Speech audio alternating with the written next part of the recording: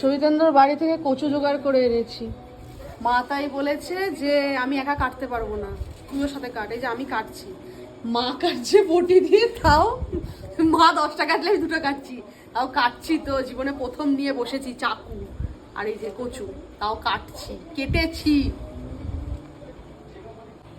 এই যে কাটছি, প্রমাণ সবার জন্য যে আমি কাটছি। কেউ বলতে পারবে না যে আমি মিথ্যে কথা বলছি, কাটছি না। এই দেখো চাকু চালালাম। হাতটা চালাস না, এটাই কপাল ভালো। না তাও কেটেছি, অনেকগুলো কাটলাম বসে বসে, শুধু প্রমাণটা নেই। মায়ের চোখে প্রমাণ আছে, আপনাদের চোখে প্রমাণ নেই। হাতটা চালাস না, হাতটা কাটিস না, প্রচুর শাক কাটা আমার মাথা কাটা হয়ে যাবে,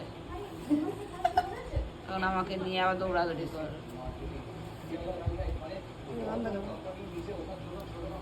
মায়ের বক্তব্য হচ্ছে আমি জোগাড় করে যখন এনেছি খাওয়ার জন্য, তাহলে কাটতেও হবে, তাই কাটার সফলতায় বসেছি।